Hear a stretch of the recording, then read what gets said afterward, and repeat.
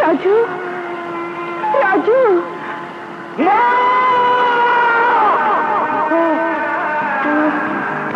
রাজু।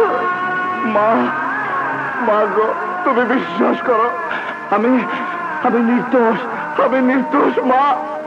আমি জানি বাবা, তুই কোনোদিনই কাজ করতে পারিস না। নিশ্চয়ই এটা একটা ষড়যন্ত্র। হ্যাঁ রাজু, এটা একটা ষড়যন্ত্র, যার জাল ছেড়ে তুমি কোনোদিন এই 4 দেয়ালের বাইরে যেতে পারবে না। শয়তান, এখন বুঝতে পারছি তোরে আমার বাবাকে খুন করেছিস, আমাকে খুনি সাজিয়েছিস। সত্যি আপনার ছেলের ব্রেন আছে কাবিলা? রাজু,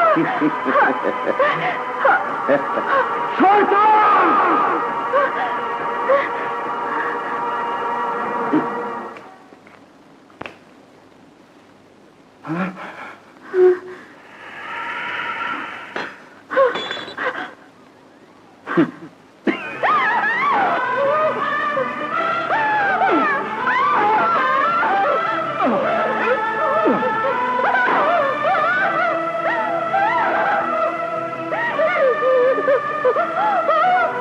মা, এখনো বলছি রাজু, স্বীকার কর।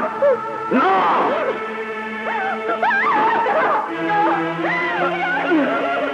আমার মাকে তো ছেড়ে দে, আমার মাকে তো ছেড়ে দে। রাজু বল, তুই তোর বাবাকে খুন করেছিস? বল! আমার আমার মাকে ছেড়ে দাও, আমি খুনি, আমি আমার বাবাকে খুন করেছি। হ্যাঁ, আমি খুনি, আমার বাবাকে আমি খুন করেছি। এখন নয়, কোর্টে স্বীকার করলেই তোর মা ছাড়া পাবে। বল রাজি? আমি রাজি, আমি রাজি। না, আমি বিশ্বাস করি না রাজু এমন কাজ করতে পারে। আমি বিশ্বাস করি না বাবা, আমি বিশ্বাস করি না। কাল কোর্টে রাজুর বিচার হবে, সেখানে তুমি নিজেই দেখতে পাবে রাজু সত্যি খুনি কিনা।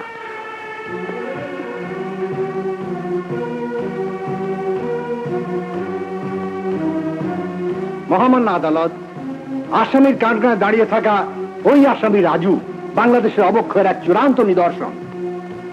আসামির কাঠগড়ায় দাঁড়িয়ে থাকা ওই সুদর্শন যুবকটি একজন নৃশংস খুনি, একজন বিভৎস ক্রিমিনাল। যে বয়সে একটি যুবকের হাতে থাকার কথা ছিল কাগজ আর কলম, সেই বয়সে ওই যুবক হাতে তুলে নিয়েছে পিস্তল। হত্যা করেছে নিজের জন্মদাতা পিতাকে, একজন আদর্শ দেশপ্রেমিক মানুষকে। ইয়োর অনার, এক ব্যক্তিগত আক্রোশ হচ্ছে এই হত্যাকাণ্ডের কারণ। যে আক্রোশ শুরু হয়েছিল আরো আগে। নিজের ঘরে বসে ওই আসামি রাজু বন্দুক হাতে তুলে নিয়ে নিজের পিতাকে হত্যা করতে চেয়েছিল। ওই হত্যাকাণ্ডটি সেদিনই সংঘটিত হতো ইয়োর অনার, যদি সেদিন তার মা সেখানে উপস্থিত না থাকতো। এই ছবি তার প্রমাণ।